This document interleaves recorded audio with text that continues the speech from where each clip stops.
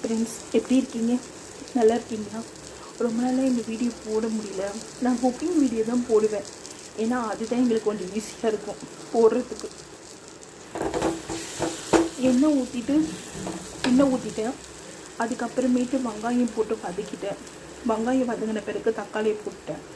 ஏன்னா வெங்காயம் வதங்கின பிறகு தக்காளி போட தான் கரெக்டாக இருக்கும், இல்லைன்னா ரெண்டுமே ஒன்றா போட்டால் வதங்கவே மாட்டேங்குது. அதுக்கப்புறம் இஞ்சி பூண்டு மிளகு தூள் போட்டேன். தூள் பண்ணி போட்டாச்சு. மிக்சியில் அரைக்கல, கையிலே தூள் பண்ணி அந்த சப்பாத்தி தட்டுருவோம்ல அந்த கட்டையிலேயே கல்லை வச்சு இது பண்ணி தூள் பண்ணி போட்டேன். போட்டுட்டு இப்போ நல்லா வதக்குறேன். பாருங்கள், அந்த வெங்காயம் தக்காளி தெரியக்கூடாது, அந்த அளவுக்கு நம்ம வதக்கணும் நல்லா, அப்போதான் டேஸ்ட்டாக இருக்கும். வதக்கிட்டு பாருங்கள், சோறு வடிச்சாச்சு, சாப்பாடு வடிச்சாச்சு. அதுக்கப்புறம் சாம்பார் வச்சாச்சு. கொஞ்சமாக தான் வச்சுருக்கோம், ஒரு வேலைக்கு தானே சாப்பிட போகிறோம், போதும். கொஞ்சமாக தொக்கு பண்ணியாச்சு, ஒரு வேலைக்கு தானே, அதனால் இது போதும். உப்பு நல்லா வதங்கிச்சோம், சரியாக வதங்கும். வதங்கிச்சு, சிகப்பு நிறமாயிடுச்சு பாருங்க, நல்லா வதங்கிட்டு. ரொம்ப வதங்கினா தித்திப்பாயிடும். தித்திப்பானா எங்களுக்கு பிடிக்காது, கொஞ்சம் காரமாக இருந்தால் தான் பிடிக்கும். இப்போது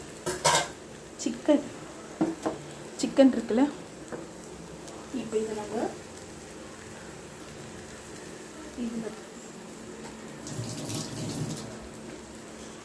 இதில் போடுறோம்.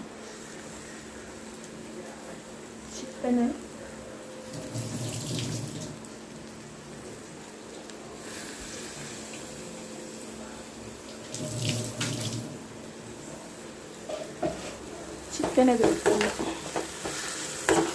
இதை பாருங்கள், இது நல்லா வதக்கணும். இல்லைன்னா சிக்கனை நல்லா இதில் இது பண்ணாதான், சேர்த்து வதக்குனாதான் கொஞ்சம் இதுவாக இருக்கும்.